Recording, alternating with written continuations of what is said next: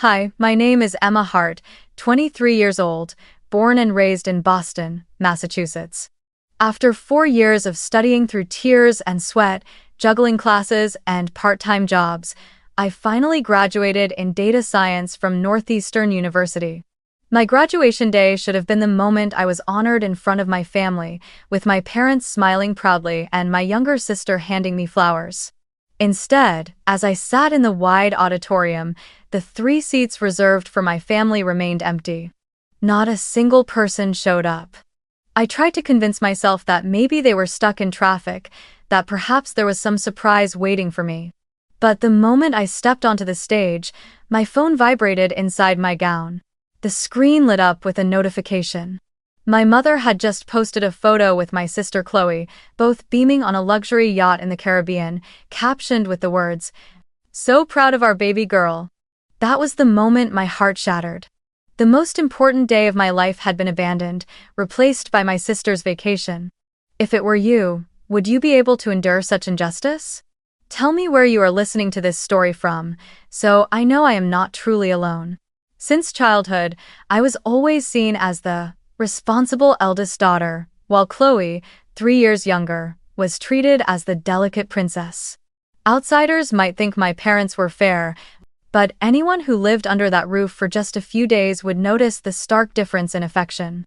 From the moment Chloe could barely walk, my mother called her the baby of the family, while I became the older sister who must sacrifice. Those words repeated like a chant, turning into an unspoken rule everyone silently obeyed. I remember vividly one afternoon when I turned 8 years old. My mother bought a small cake from the corner bakery, placed it quickly on the kitchen table, and said, "Emma is grown up now, let's keep things simple, no need to be extravagant." I forced a smile, blew out the candles, and said thank you, telling myself that adults must have their reasons. But just a few months later, when Chloe's 5th birthday arrived, the house transformed into a festival. My parents hired a small band, invited all the neighbors, rented out a decorated restaurant filled with balloons and a giant backdrop. I sat quietly in the corner with a slice of cake in my hand, chewing slowly as I wondered. Maybe I wasn't lovable enough to deserve a special day like that. That question lingered in my mind, growing heavier with each passing year, until it became a silent wound I carried within me. Chloe was always praised, always encouraged, even when she did nothing particularly special. Once, when she scribbled random lines on a piece of paper that looked like nothing at all, my mother hugged it to her chest and exclaimed, "You're so creative, truly an artistic genius." I brought my mother an essay that my teachers had praised in class, and she glanced at it for a few seconds before setting it aside, reminding me, "Don't brag too much. It might make your sister feel sad." When I earned a state scholarship, my father simply said, "Good, but don't speak too loudly about it. You're supposed to be good, but your sister needs extra support." Each of those words felt like a needle piercing my young heart, deflating every bit of joy the moment it rose. From a young age, I learned to hide my achievements so as not to hurt my sister's feelings. When teachers asked why I never brought my certificates home to show my family, I just smiled and said I left them at school. When friends asked if my parents were proud of me, I lied and told them they were too busy with work to show it. Deep inside, I repeated to myself, "I'm the eldest, I must sacrifice." But many nights lying awake in my room, I couldn't help but wonder, do I really need to try harder just to be acknowledged? Or is it all meaningless, because no matter how well I do, Chloe will always be the center of their world? There were moments when the injustice was so sharp it hurt. One time Chloe broke an expensive glass vase in the living room. I wasn't even there, but when my parents came home, my mother immediately scolded me. "You're the older sister, why didn't you watch her carefully?" I stood stunned, wanting to defend myself, but my father's stern eyes silenced me. Chloe stood behind them, pouting as if she were about to cry. Instantly, they rushed to embrace her, soothing her with, "It's okay, it's just a vase, don't be upset." I stood there, carrying the blame while watching that tender scene unfold, and deep inside, the feeling burned that I was nothing more than an outsider in my own family. The breaking point came the summer I turned 12.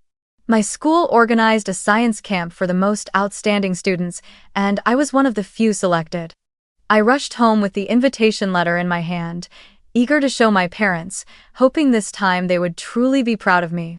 But my father only sighed and said, "You should think about staying home to help your mother more. If you go, who will tutor Chloe?" I fell silent, crushing the invitation in my fist.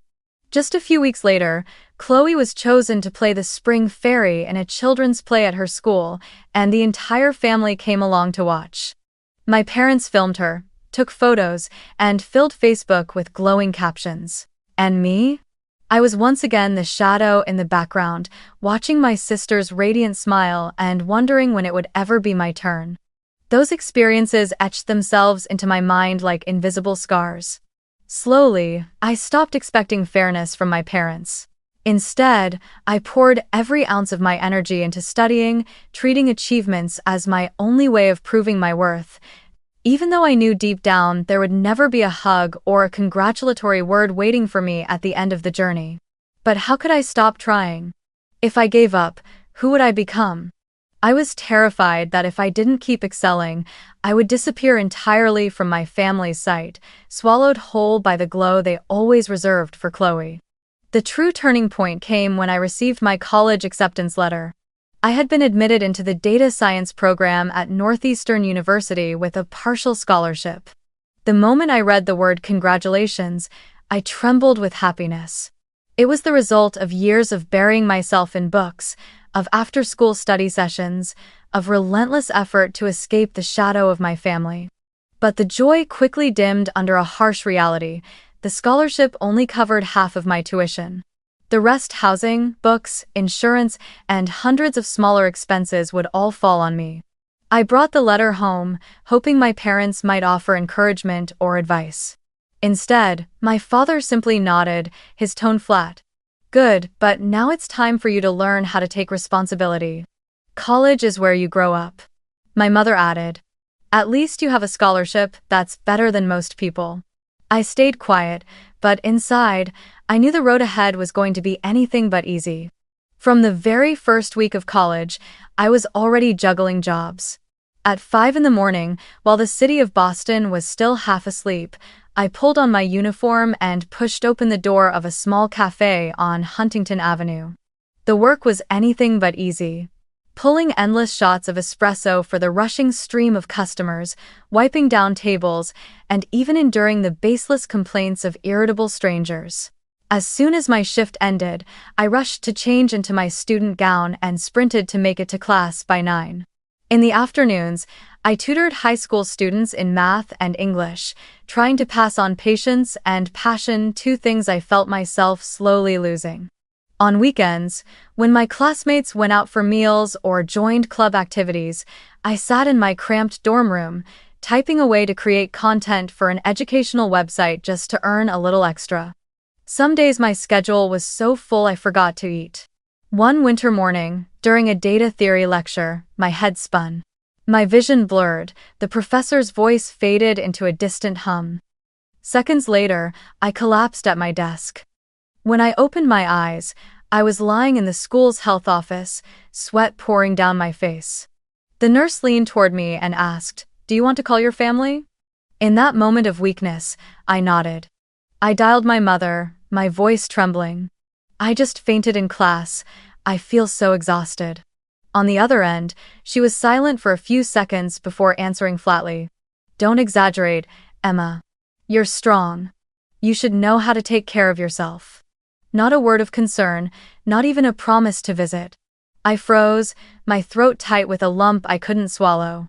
When the call ended, all I had left was the cold, empty health office and the drone of the air conditioner buzzing above me. While I scraped together every dollar, eating instant noodles instead of real meals, the news about Chloe only made the injustice more unbearable. She failed her college entrance exams at home, but instead of accepting reality, my parents managed to send her to Florence, Italy, to study art at a private academy. The tuition alone cost tens of thousands of dollars each year, not to mention the living expenses in one of the most expensive tourist cities in Europe. My parents called it an investment in her future. Every month, they wired her money, adding a spending allowance so you can enjoy your youth. I could hardly believe it, especially since only weeks earlier, when I asked my father for an extra $200 to buy programming books, he brushed me off, saying, "Figure it out yourself. You're smart, you'll find a way." I still remember one night, typing furiously on my laptop until 2 in the morning to meet a writing deadline, when I opened my phone and saw Chloe's latest post. She was wearing a silk dress, standing in front of a cathedral in Florence with the night sky glittering behind her. Her caption, written in pretentious English, read, "Thanks Mom and Dad for making my dreams come true. Living my best life in Florence." Beneath it were hundreds of likes, friends praising her, calling her a European princess. I stared at that photo, my fingers trembling slightly. While I split a boiled egg into my ramen for dinner, my sister was sipping Italian wine and flaunting an artistic dream bought with my parents' money. The injustice was so stark it made it hard for me to breathe. But what hurt me most wasn't the money or the lifestyle. What I longed for was recognition, a word of care, or at the very least, a simple congratulations. I had done everything to keep myself from breaking, to survive the crushing weight of tuition and endless work. Yet in my parents' eyes, I was only the independent child, the one who needed no help, no affection. And it was during those years that I began to realize the strength they attributed to me was nothing more than an excuse to abandon me. There were nights when I sat alone in my rented room, the yellow light casting shadows on the peeling walls, and I asked myself, if I weren't so capable, if I weren't so hardworking, would they love me more? Or have I never had a place in their hearts at all? The answer never came. All I knew was that the alarm would ring at 4:45 the next morning, and I would repeat the cycle again: wake early, work, attend classes, tutor students, write articles for hire. I lived like a machine, except that every night, my heart still bled with the sting of abandonment. Chloe and Florence kept posting pictures, and I kept enduring. Two parallel worlds seemed to exist. On one side, the extravagant dream cushioned by my parents' money. On the other, a girl scraping by, learning to survive while being forgotten. And I knew that sooner or later, that injustice would become a wound inside me that could never fully heal. Everything came to a head during my 5th semester, when I faced a tuition bill larger than usual because I had to register for extra credits to graduate on time. My partial scholarship covered only half, and the rest far exceeded the meager savings I had managed from months of working at the cafe and tutoring. I tried everything, picking up more shifts, taking on extra students, even staying up all night to finish low-paid writing projects. But despite stretching every dollar, when the payment deadline arrived, I was still more than $10,000 short. That sum felt like a mountain I could never climb. In my desperation, I decided to call my parents. I had hesitated for days, typing and deleting messages dozens of times before finally pressing the call button. When my father's voice came through on the other end, my hands trembled as I tried to keep my tone steady.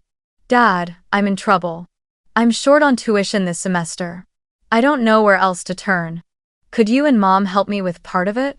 There was a brief silence, then my father sighed, the sound carrying more reproach than concern. He said, "Emma, you're smart, you'll figure it out. You've always been strong, you don't need us to worry about you. Chloe is the one who really needs support. Stop comparing yourself." I froze, speechless, clutching the phone. From the background, my mother added, "If it's that hard, take a semester off, work more, then go back. No one's forcing you to study nonstop." Those words cut into me like a blade. I wasn't asking for money to waste, or for new clothes, or a vacation. I was asking for a chance to continue my education, the only path I had to escape the cycle of being forgotten. Yet, even in my lowest moment, my parents made it clear their duty was to take care of Chloe first. With no other choice, I was forced to turn to the student bank to borrow $15,000. I remember that day vividly. Walking into the financial office, signing page after page, my hands shaking as I stared at the numbers. The staff member gave a dismissive smile and said, "Don't worry, plenty of students have to borrow." But to me, every digit felt like a stone pressing down on my chest. When I stepped outside, the winter wind cut sharp and cold, and I felt as if I had just chained myself to a debt that would follow me throughout my youth. That night, after finishing the loan paperwork, I sat in my thin-walled apartment, the wind whistling through the cracks in the door, a steaming packet of instant noodles serving as my only dinner. I picked up my phone and scrolled through social media to distract myself from the heaviness pressing down on me when an image appeared on the screen that felt like a slap across my face. Chloe had just posted a new set of photos, a glittering candlelit dining room, a table overflowing with roses and wine, and at the center, Chloe in a silk dress, smiling brightly as she opened a box holding a sparkling Rolex watch. The caption read, "Best birthday ever. Thank you Mom and Dad for the most amazing gift. Number Rolex. Number spoiled, number blessed." I stared at the screen, my chest tightening in pain. A Rolex, an $8,000 watch. That amount would have covered the entire portion of tuition I was struggling to pay. While I had just signed loan papers for $15,000 with years of interest weighing on me, my parents had spent $8,000 on a luxury item for Chloe, just so she could flaunt it online. The unfairness burned so fiercely inside me I couldn't contain it. Tears spilled from my eyes, dropping onto the rough wooden table where I Saturday. I asked myself, had my efforts never meant anything? What had I done wrong to deserve this treatment? I achieved, I endured, I never demanded, and yet all I received was cold indifference. Meanwhile, Chloe failed, dropped out, stumbled, and still she was cherished like a treasure, savoring a luxurious life in Italy. Adorned with gifts so extravagant many people would never touch them in a lifetime. That night, I couldn't sleep. I lay on my bed, staring at the cracked ceiling, my father's words echoing in my head. "You're smart, figure it out yourself. Chloe needs us more." For the first time in my life, I felt the raw weight of betrayal. It was no longer the small wounds of being overlooked, but a direct stab to the heart, exposing the truth that in my parents' hearts, love was never meant to be shared equally. I was never the priority. I was only the shadow, the one expected to endure. I remember jolting upright, opening my laptop, and pouring out pages of journal entries just to keep myself from losing my mind. In every word, I released my pain and fury. Why must I take on debt just to have a chance? Why do I starve and scrape while my sister receives luxury watches? Why have you never once asked if I'm okay? I wrote until my hands ached, my eyes burned, and finally collapsed over the keyboard. Outside, the Boston wind still howled cold and sharp, while inside me, a hollow space widened endlessly. That was the moment I knew my parents' love for me was no longer something I could hope for. It had twisted into a kind of indifference, and that betrayal would haunt me forever. After the crushing blow of being denied help with tuition and forced into $15,000 more in debt, I swore to myself that I would never expect anything from them again. And yet, the human heart is weak, especially when faced with the milestones that mark a life. Graduation was drawing near, and within me flickered the faintest hope that maybe, just maybe, this time they would show up differently. I had done everything to make that moment perfect, as if offering myself one small gift after 4 years of relentless struggle. I started saving every scrap of income I could. On late nights after tutoring, I slipped a few $20 bills into an envelope. At the cafe, even a $2 or $3 tip went straight into a glass jar on my desk. For more than 2 months, I collected, scraped, and stretched until I finally had enough to book a dinner table at a small Italian restaurant by the Boston Harbor, where warm golden lights reflected on the rippling water, creating a cozy and romantic glow. It wasn't the fanciest place, but to me, it represented a simple dream. To sit with my family, to share the joy of surviving 4 years of exhaustion, and to feel, just once, that we belonged together. I planned every detail as if it were a grand celebration. I printed invitations, even sketched a seating chart by hand, placing my father across from my mother, with Chloe and me on either side. I imagined us raising glasses of red wine, laughing about childhood memories, and for the first time in years, I would not have to play the role of the responsible eldest daughter. I would simply be a graduate, a daughter yearning for recognition and love. I even spent an afternoon at the flower shop near my dorm. I bought a bouquet of purple tulips, the flowers I had adored since childhood.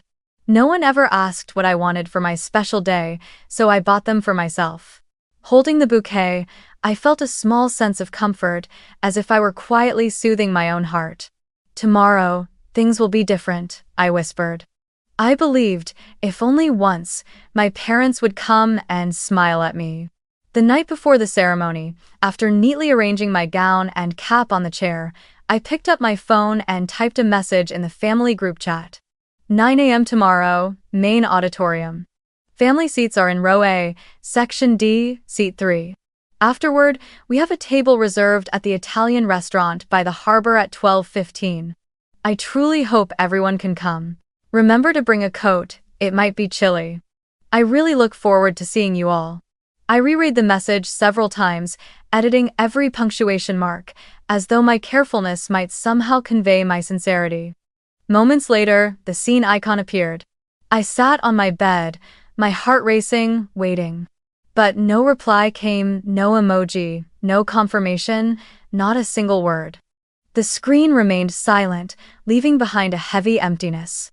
I rested my hand on my forehead, trying to reassure myself. Maybe they want to surprise me, maybe they're preparing something I don't know about. That fragile hope was the only thread keeping me from falling into the abyss of disappointment. I couldn't sleep at all that night. I tossed and turned, my mind spinning through endless scenarios.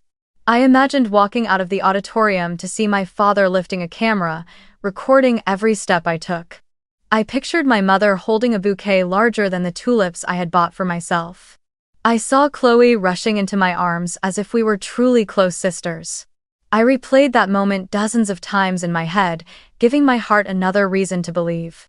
Around 2 in the morning, I sat up and opened the small notebook I used to capture my feelings. I wrote, "Tomorrow will be my day. No matter what happens, I deserve to be happy. Whether my parents come or not, I have walked this road with strength." I wrote those words, but deep inside, I still longed for the sight of those 3 seats filled when I turned my head in the crowded auditorium.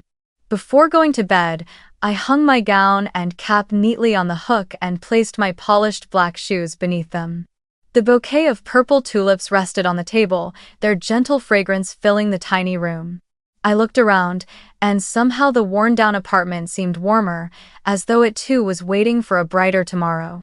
I closed my eyes, took a deep breath, and promised myself I would smile as brightly as I could, no matter what happened. And yet, deep within me, a faint whisper lingered. Will they really come? Or am I just fooling myself again? I tried to push it away, clinging to that fragile hope, letting it lull me into a restless sleep. What I didn't know was that the next morning, those empty seats would once again stand as the cruelest proof of the truth I had denied for far too long. That morning, I woke up very early. Boston lay under a thin veil of mist, tiny droplets clinging to the window frame like shards of glass reflecting the pale light. I slipped into a simple navy blue dress, draped the graduation gown over my shoulders, and placed the square cap neatly on the table beside the bouquet of purple tulips I had bought for myself. Staring into the mirror, I whispered that I had to smile today. To smile as much as I could, because maybe my parents would surprise me, maybe things would finally be different. But deep in my chest, fear beat steadily, whispering the same question, those 3 seats, would they still be empty? When I arrived at the auditorium, the air buzzed with laughter and chatter. My classmates hurried past in their gowns, clutching flowers, collapsing into tearful embraces with their parents. Fathers and mothers climbed onto chairs just to get the best angle for a video of their child.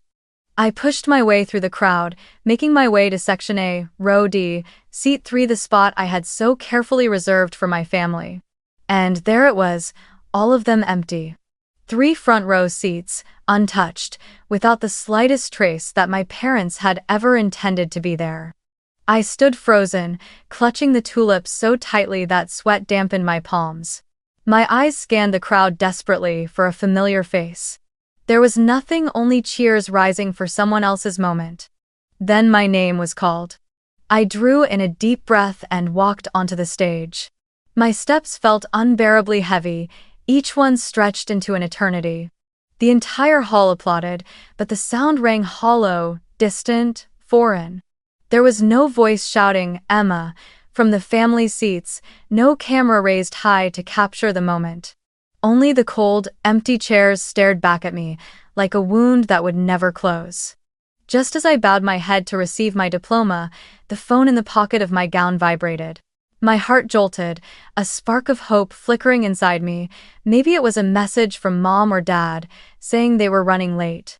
But when I sneaked a glance at the screen after stepping off the stage, my heart shattered into pieces. The notification was from Facebook. My mother had just posted new photos, golden sunlight spilling over a luxury yacht in the Caribbean, her arm linked with Chloe's as they stood on the deck. Chloe wore a flowing white maxi dress, her smile radiant as she raised a glittering cocktail. Beneath the photo, my mother's caption read, "So proud of our baby girl, enjoying life after exams. Number Caribbean, number family first." I froze. My fingers trembled, my eyes burned. Baby girl, had I ever been called that? While I was receiving my diploma after 4 years of crushing tuition and endless jobs, my parents had chosen that very moment to boast about their proud daughter on a lavish yacht. Not a single word of congratulations for me. Not a single sign that I even existed in their family's story. I bit down on my lip until I tasted blood, fighting to keep the tears from spilling in front of everyone. Forcing a brittle smile, I bowed to the faculty, then quietly stepped down from the stage.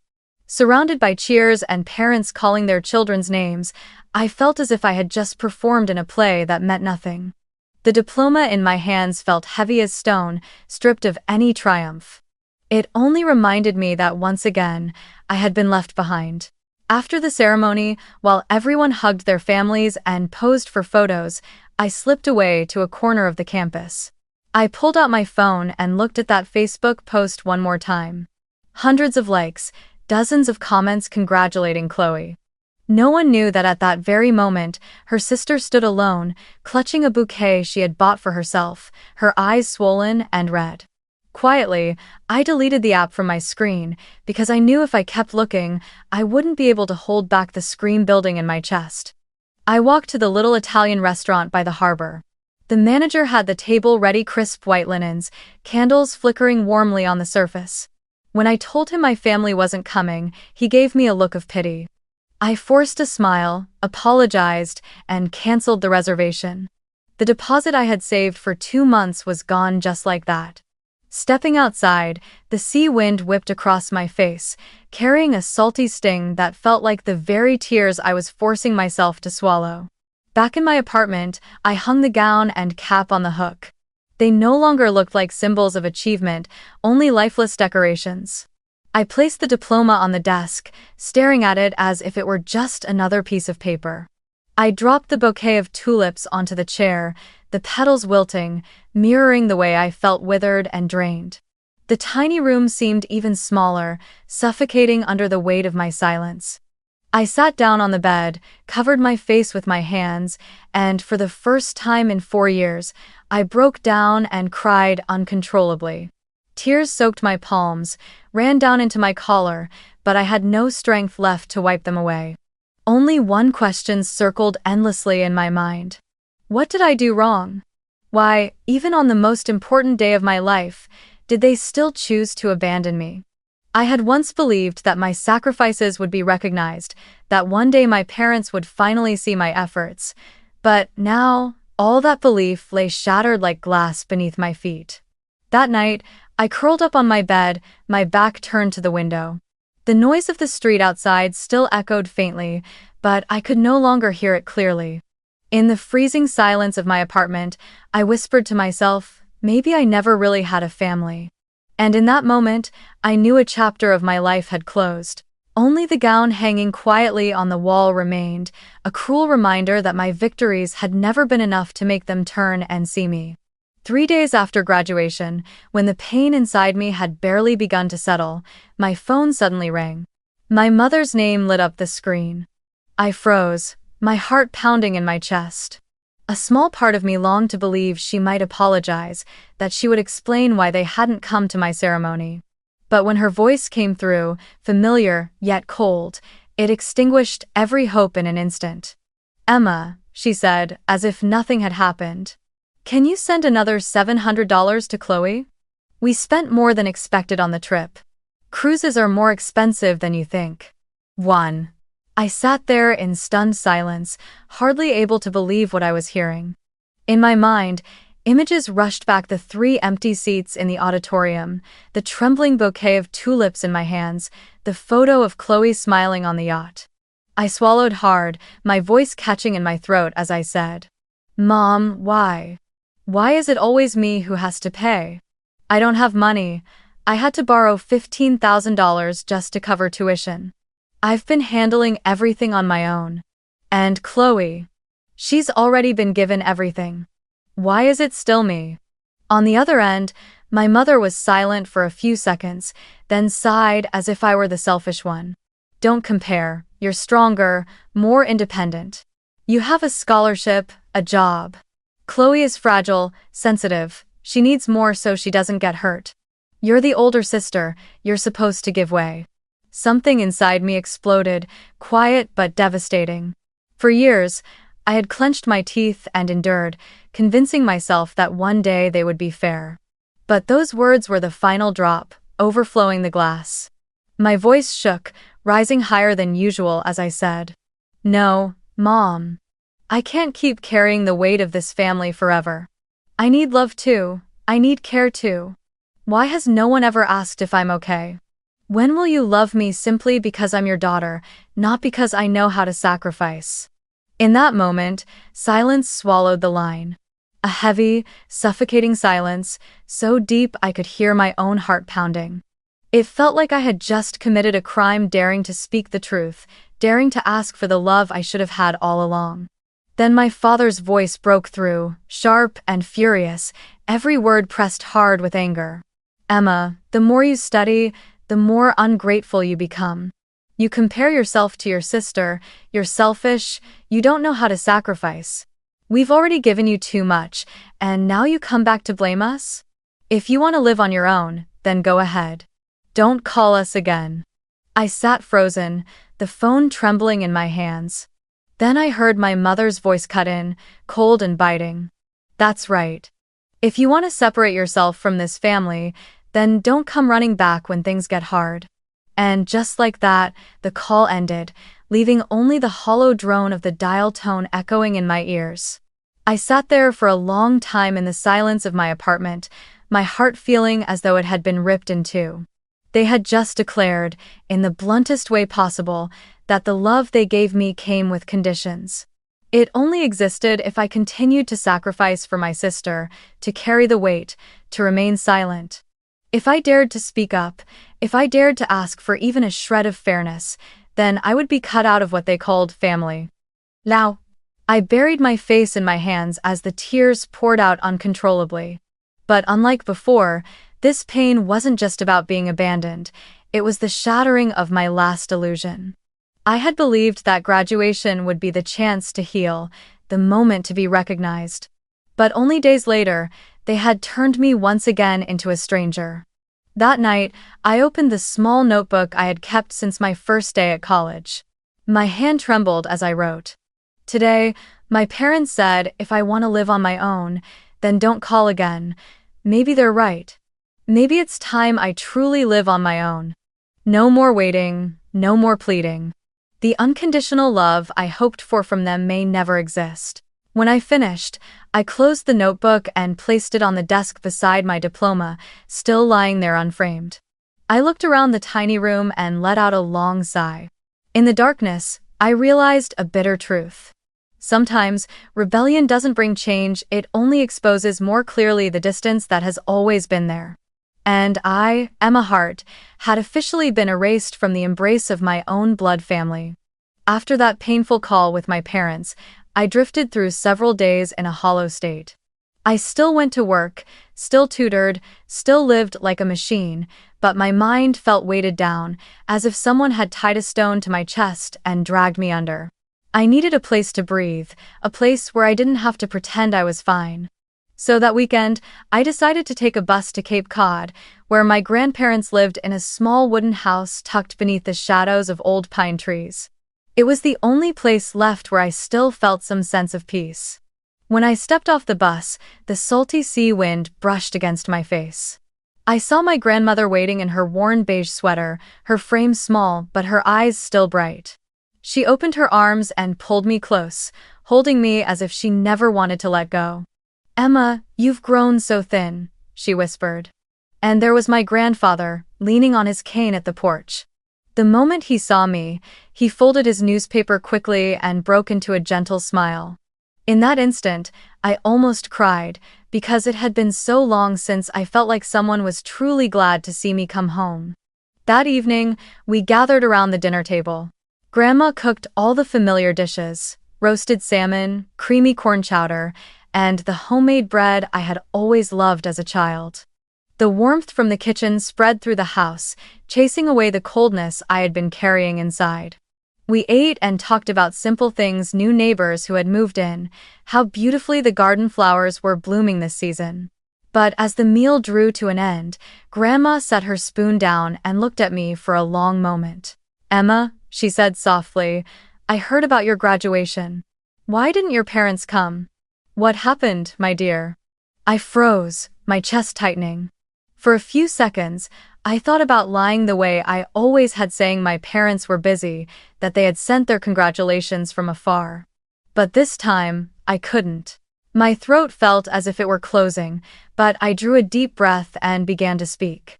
I told them about the 3 empty seats in the auditorium, about the photo of Chloe beaming on the yacht, about the phone call afterward where my parents only asked me for more money for her.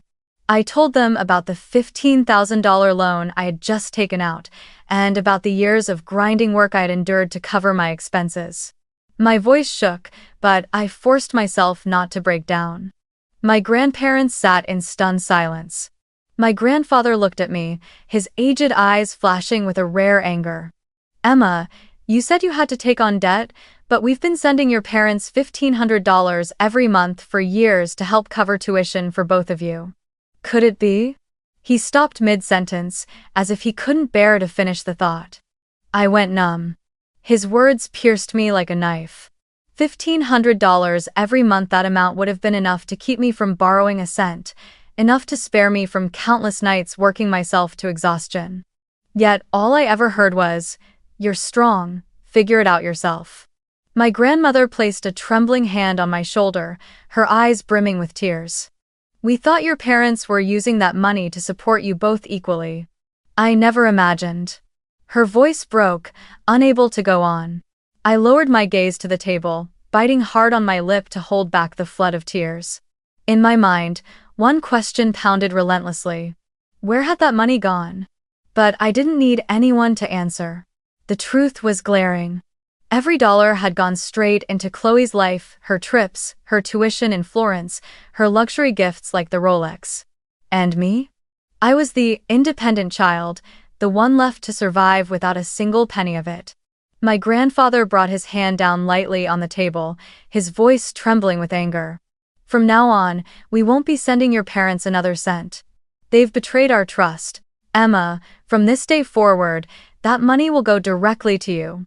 Not because you're weak, but because you deserve to be supported just like any grandchild would."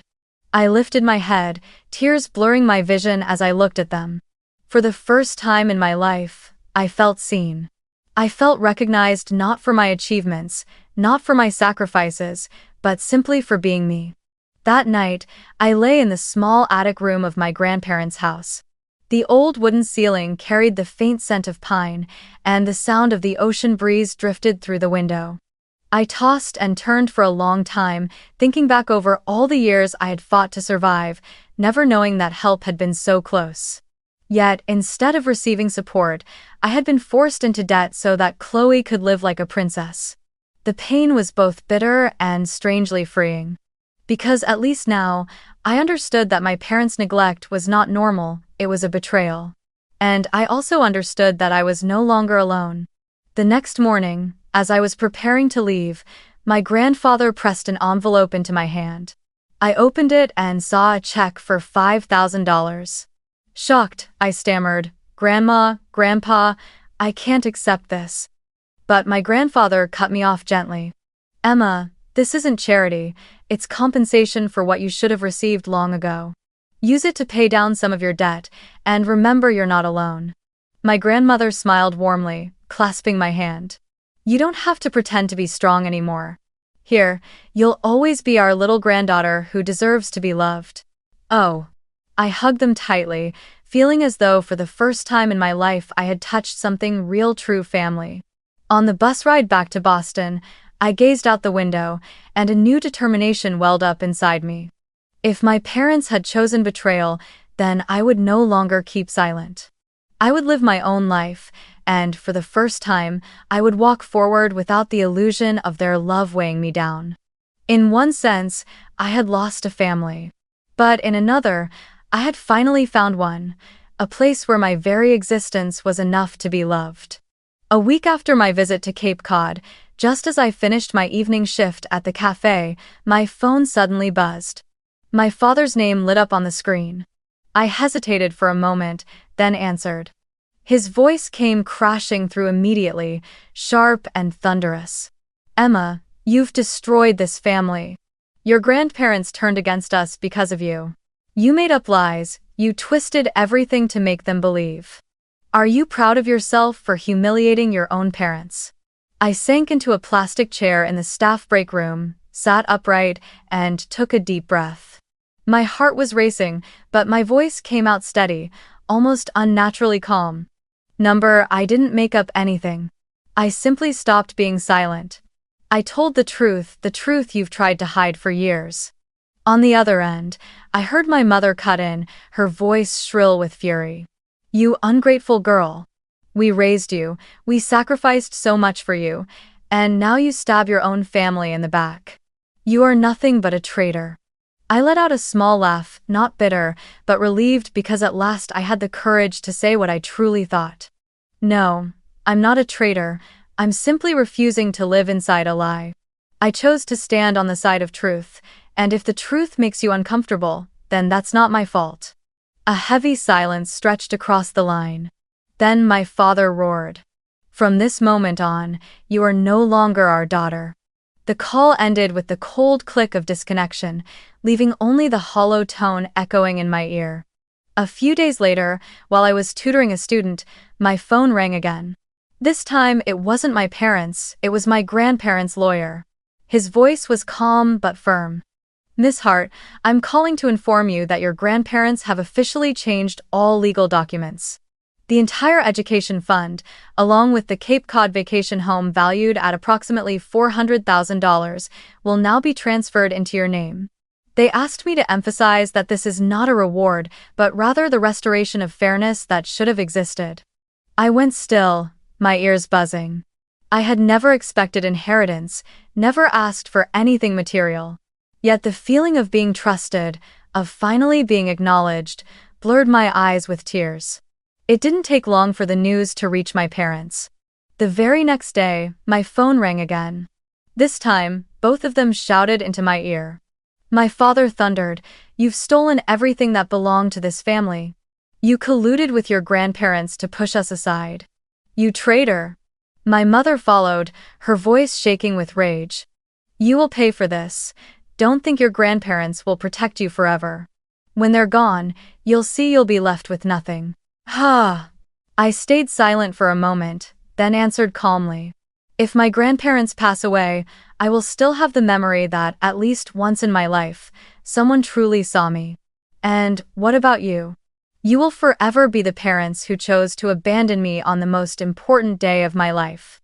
I didn't steal anything, I only received what was always meant for me. It was you who betrayed their trust, not me." On the other end, I heard chaos, my father's ragged breathing, his fury spilling out in broken gasps. He roared, "You don't deserve to be part of this bloodline. You ungrateful child." I tilted my head slightly, a faint smile tugging at my lips. "No, Dad. I'm not ungrateful. I'm simply grateful to the people who truly love me." and you are not among them." I ended the call, and for the first time, I felt no regret, no trembling, only a stillness spreading through my entire body. That evening, I sat in my small apartment, my diploma and the lawyer's letter laid out in front of me. I thought about the road I had walked, the meager birthday cakes, the countless times I was pushed aside, the moment I collapsed in class from exhaustion. I had waited, I had hoped, I had stayed silent for far too long. And now, finally, I had broken free of those chains. I knew this severance could never be mended, but I also understood that some ties must be cut in order to truly live. Inside me, there was no longer hatred, but a new determination. I would use the money my grandparents had entrusted to me not to boast or retaliate, but to free myself from debt and to build the independent life I had always dreamed of. I would live freely, without needing validation from people who had never intended to give it. And when I thought of my parents calling me a traitor, I simply smiled. Because deep down, I knew the truth. Betrayal wasn't when I spoke out. Betrayal was when they chose to turn their backs on their own daughter. That night, I hung my diploma on the wall, right beside the lawyer's letter. I looked at them, then at the mirror, and saw a new Emma staring back. No longer the daughter desperate for affection from those who would never give it, but a woman who had learned how to stand on her own. And for the first time in years, I whispered without trembling, "I am free of them. I am free." How? After days torn between the fury of my parents and the shelter of my grandparents' embrace, I knew I had to leave Boston. That city held too many painful memories, from the nights I collapsed over my desk in a freezing apartment to the graduation ceremony with 3 empty chairs seared into my mind.